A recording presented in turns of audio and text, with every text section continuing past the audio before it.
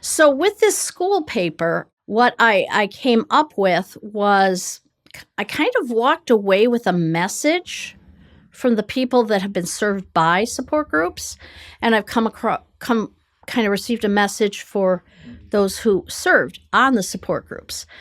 And so support is really a big word that I would like people to think about. I'm not talking about financial support. I mean, that is a valid topic, but for a whole nother place. I'm talking about, spiritual support, not teaching, not indoctrinating, but support, holding up the arms during the battle. How are we holding up the arms of the family or the suffering individual during the battle? I think we would do well to ask Christ, ask the Lord, how do you want me to be your hands in this? And that answer is going to be different for different people according to their talents and callings. A preacher who is preparing for his Sunday lesson on Sunday morning is not the person that should drive the person to church.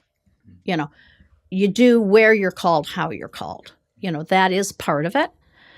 But ministering to the heart of the people that we are trying to support must be done in a way that promotes dignity, value, and validation. The participants of the project expressed a feeling of being worked on instead of worked with. So these are people you'd interviewed for this research you did for my project, and That's interesting. they felt like they were trying to be fixed, like they were a problem to be solved. They wanted someone walking next to them, not in front of them, pulling them along. A lot of them felt like they were being like yanked on a leash. Come this way. This is how we be a Mennonite, kind of a thing. They're just trying to get by day, and we bring in our culture and our own expectations. We have to loosen those, first of all, in order to even accept their situation. But they want to be worked with, not on. And building a relationship is first. You're not going to help anybody if you haven't built a relationship. When Jesus was healing people, what did he do? He asked their name. He asked what their situation was. He knew the person was lame. He knew how many hairs were on his head. But he engaged the person first. That's a good point. What do you want from me? What can I do for you? Why are you here? Say it. Let's embrace your situation. Now, let's go. Feels like there's a pretty significant framing difference when you use the word with. Definitely. In that sentence. Definitely. When you're working on something, you're already separating that person. I'm working on you. I'm trying to make you conform to what I think of.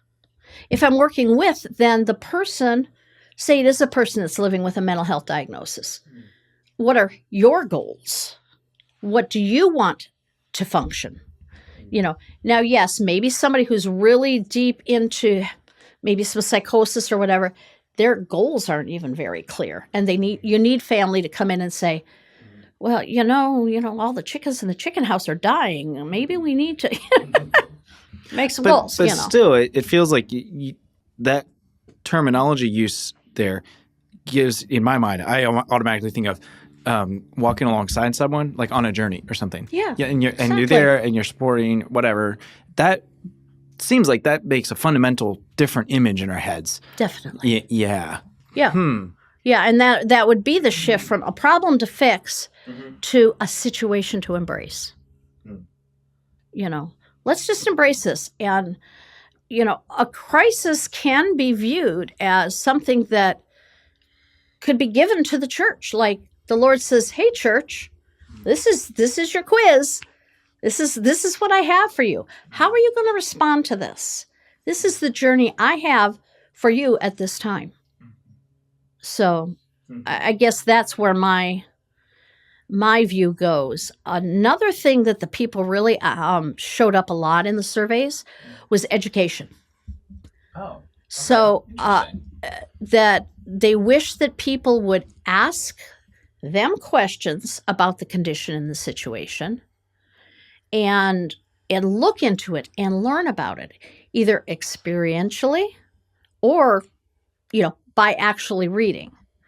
And Now, I will put a little thing in there that doesn't mean, oh, I looked it up and you should take, Buddy's Magic Wonder Pills because that cures autism.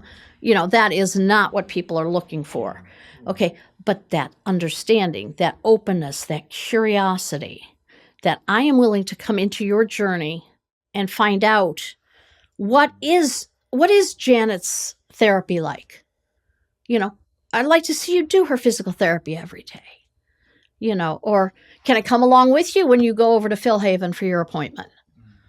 I'll just sit in the waiting room, but just so that you're what these folks are going through. Like building context or something, or awareness too. Yeah. Really, Yeah. I like and a pretty base level. Mm-hmm. Then you'll have something to give, and you will know what to give. Mm-hmm. If you're going through this journey with someone and you find out that, okay, well, this is a person that really they are not for medications, they are not for doctoring. Well, then, you don't have to go down that road with them. Yeah. Build the relationship first. Then you're in much less danger of saying the wrong thing.